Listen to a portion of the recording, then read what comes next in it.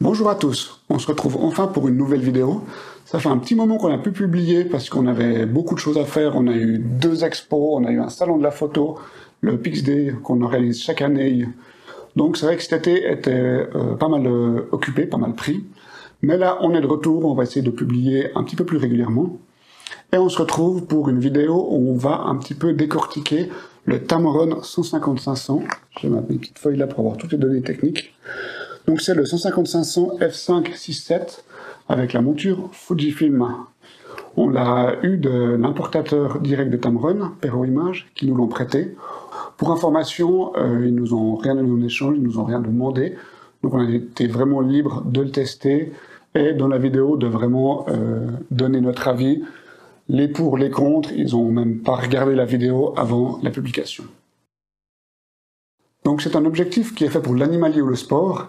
Il n'est pas très lumineux, ça va encore pour cette gamme d'objectifs, mais c'est pas dans les plus lumineux, donc il va être très utile pour la journée, pour faire de l'animalier, de l'oiseau, des canards, ou alors pour l'avoir en balade. Si vous voulez marcher, puis vous vous dites peut-être que je rencontre un bouquetin, un chamois, un chevreuil, ou alors si vous faites de la photo sportive, mais qu'en journée, par exemple des courses de voiture, des matchs de foot en journée et autres, où vous avez une bonne luminosité. Au coucher du soleil, on va dire le soir ou le matin, ça va être un petit peu plus difficile dû au manque de luminosité. Maintenant, cet objectif, on l'a testé, moi je l'ai testé, un de mes collègues l'a testé une journée au Grand Jet, c'est dans une réserve naturelle.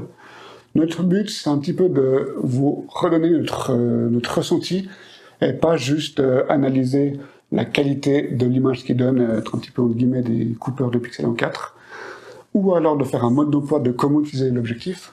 C'est vraiment de vous partager notre ressenti, comment on a ressenti cette journée avec cet objectif. La première chose qu'on a remarqué, qu'on a beaucoup aimé, c'est vraiment la bague de mise au point, qui est très fluide, sans être trop dure ou trop molle.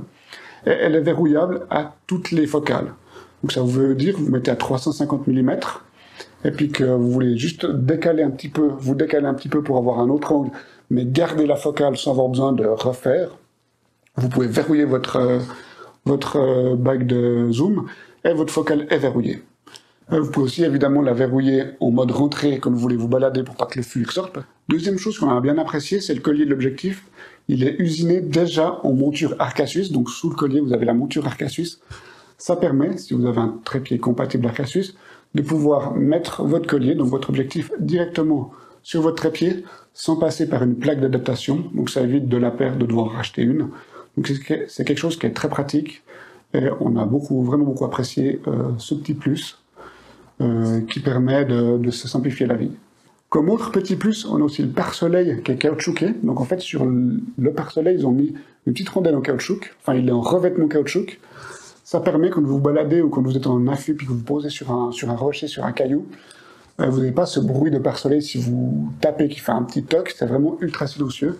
Donc si vous faites de l'animalier, si l'objectif, le pare-soleil tape un petit peu un caillou, ça évite de faire du bruit, vous pouvez rester hyper discret. L'autre chose, c'est aussi, sur l'objectif, on a directement les deux petits œillets là pour mettre la sangle. Donc on peut mettre la sangle directement sur l'objectif, ce qui aide quand on veut le porter, parce qu'on sait que si on porte par l'appareil photo, avec le poids de l'objectif, qui fait quand même 1,8 kg, 1,9 kg, ben on est toujours en tension sur les baïonnettes de l'appareil photo et de l'objectif. Donc ces tensions, à force, ça peut créer des jeux.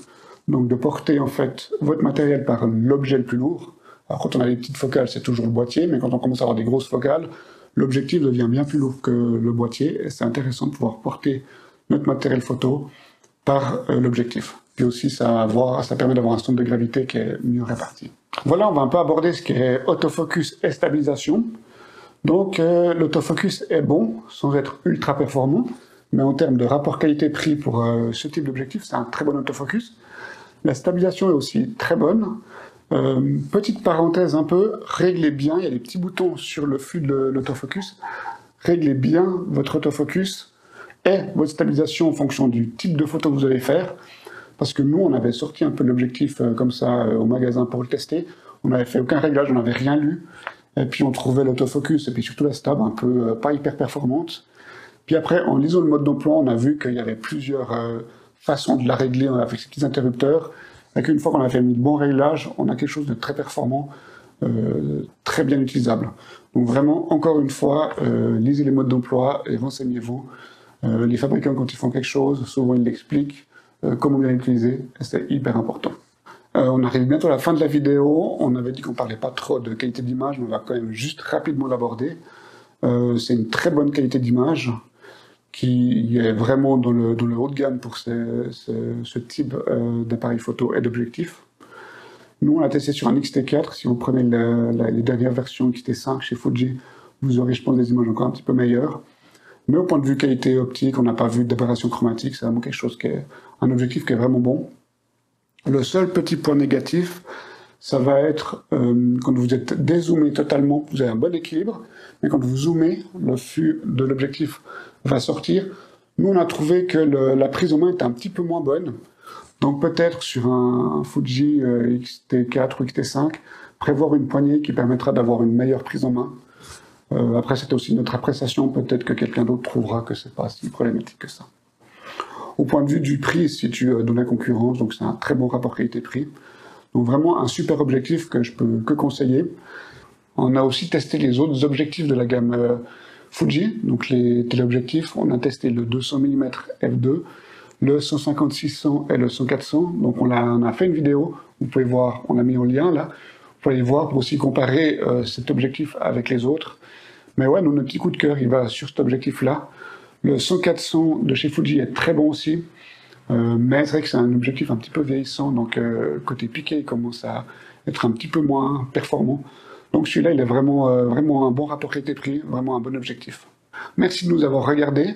N'hésitez pas de vous abonner et de mettre un petit pouce bleu et d'activer la cloche, ça nous aide beaucoup. Merci et à bientôt pour de nouvelles vidéos.